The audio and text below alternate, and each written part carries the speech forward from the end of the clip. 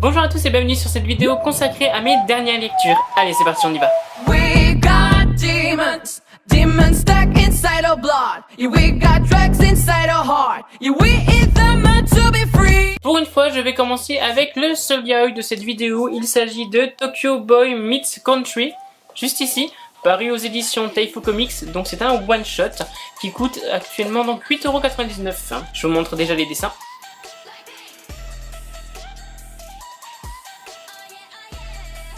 De quoi nous parle ce manga? Il nous parle de Shaki, le personnage qui se trouve juste ici, qui vit en ville, il vit dans une grande ville. C'est plutôt un citadin. C'est normal. C'est quelqu'un qui aime d'ailleurs son monde, tout ce qui a trait finalement au luxe, tout ce qui a trait à la ville, il adore ça. Et il travaille pour son grand-père. Il faut savoir que comme il est le petit-fils du gros PDG de sa boîte, il estime qu'il n'a rien à faire et qu'il va juste hériter par la suite de tout, de l'immeuble, de la société, de tout ça. Et son grand-père, le voyant venir et le trouvant pas forcément le plus compétent de tous, décide de le envoyer à la campagne.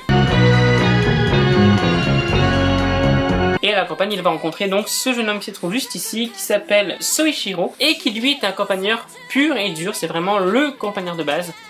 Et donc ils vont un peu se confronter, tout simplement. Sachez que dans ce manga, il n'y a pas de scène vraiment explicite de sexe, donc si vous aimez les yaoi qui prennent son temps et où il n'y a pas ou très peu de scènes de sexe, foncez, franchement, ça a été une super découverte. Je ne m'étais pas penché sur le tome tout simplement parce que je ne savais pas qu'il allait sortir, et puis réellement je me suis dit bon, un campagnard qui rencontre un citadin, voilà, c'est un peu l'amour est dans le pré façon manga, façon homosexuelle pour le coup. Franchement j'ai accroché, et d'ailleurs il y a eu un personnage qui vient un peu, alors je dirais pas foutre le why, mais voilà, qui interfère un peu, et en lisant j'ai tout simplement dit mais c'est un petit con, casse-couille, qui prend la tête, d'accord, hein?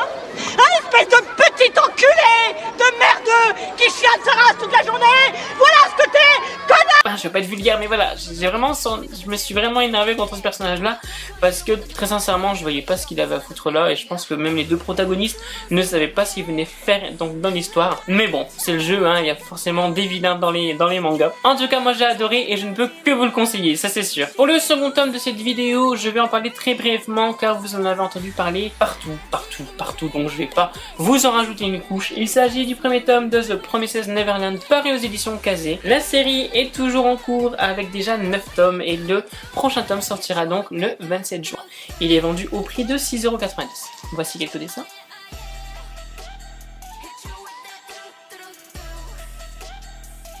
En fait, ce n'est pas 6,90 € mais 6,69 €. Je l'ai vu derrière le tome. Donc vous verrez qu'il y a deux jaquettes. La version Benjamin Lacombe qui se trouve juste ici et dont j'ai opté puisque j'aime beaucoup le travail de Benjamin Lacombe. Et la jaquette tout à fait normale qui se trouve juste là. Hop, je vais la retirer parce que je pense que ça va m'embêter. En enlevant la jaquette, vous avez donc une nouvelle illustration. Donc voilà. De quoi nous parle The Promised Neverland si vous n'avez pas regardé toutes les vidéos qui sont sorties? Il nous parle d'Emma qui vit dans le Gracefield House, c'est-à-dire un orphelinat où se trouvent pas mal d'enfants en fait, tout ça géré par maman. Donc maman c'est un peu comme une nourrice, c'est la seule personne qui voit d'ailleurs en adulte dans cette maison, juste ici. Maman donc gère tous ces petits bambins à l'unisson. C'est le morceau de sucre qui aide la médecine à couler. Veille à ce que les corvées soient faites, à ce qu'ils étudient. Alors, ils étudient vraiment de façon intensive avec des résultats millimétrés. Mais voilà, tout se passe super bien. Emma adore son environnement jusqu'au jour où une enfant donc se fait adopter. Alors, vous me dites, ça peut arriver effectivement dans les orphelinats, et tant mieux d'ailleurs. Sauf que la particularité de cette enfant, c'est que lorsqu'elle est partie donc avec sa nouvelle famille, entre parenthèses, elle a oublié son petit doudou. Coucou. Et il faut savoir que dans cet orphelinat, il y a une énorme barrière tout autour où maman a déconseillé à ses enfants, elle a même interdit à tous ses petits-enfants de passer derrière le fameux portail. D'ailleurs, on ne voit jamais finalement les parents qui emmènent les enfants, tout simplement que maman, lorsqu'elle quitte en fait la maison avec l'enfant en question, elle ferme la porte à clé.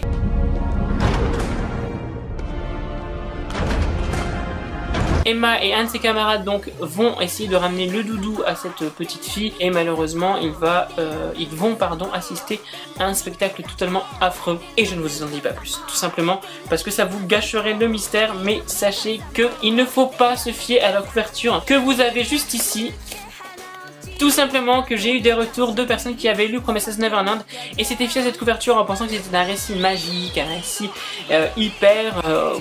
Enfin voilà, vraiment un peu bisounours et ce n'est pas du tout le cas. Je précise, ce n'est pas le cas. Voilà, tout simplement. Sachez que pour moi ça a été un coup de cœur, mais j'avais déjà lu les scans il y a pas mal de temps sur internet, donc vous savez déjà à quoi m'attendre. Il y a l'arrivée donc d'un autre personnage à la fin du tome 2 et je vous laisse découvrir pourquoi je n'aime pas ce personnage, ça vous le verrez par la suite. Sachez quand même qu'on est emporté dans cette histoire, qu'on est vraiment avec Emma.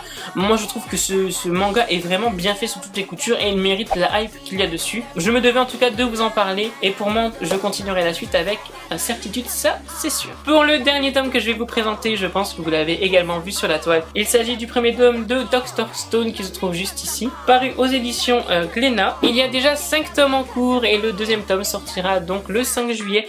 Il est vendu par contre celui-ci à 6,90 €. Je vous montre les dessins.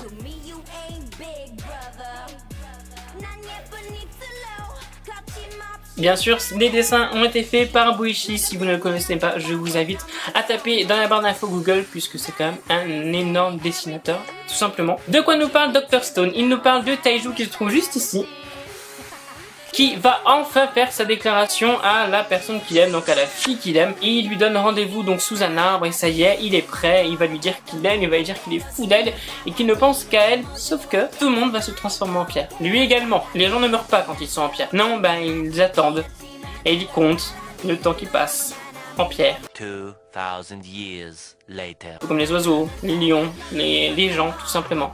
Sauf qu'il va se passer un peu plus de 1000 ans avant qu'ils reprennent, finalement qu'ils sortent de cette carapace de pierre. Et pour le coup, il est seul à sortir de cette carapace de pierre. La jeune fille qu'il aime, malheureusement, elle a fait qu'un avec l'arbre, elle est vraiment... Alors je dis pas qu'elle est insauvable, non, je dis juste que elle est dans la mouise, tout simplement. Lui donc, il sort de son statut de pierre, il redevient normal, donc il essaie de chercher des survivants, il essaie de chercher un moyen de la sauver, bon, il n'y arrive pas. Et il va se rendre compte qu'il y a donc son deuxième camarade, Seiku, Seiku, hein, oui c'est bien ça, Senku, juste ici, qui lui, alors faut savoir que lui c'est un scientifique, hein, c'est un jeune comme lui, hein, c'est un ado, par contre il est très branché science et il est d'ailleurs très intelligent. Donc on va avoir d'un côté Taiju qui lui va être les muscles et Senku qui lui va être finalement l'esprit.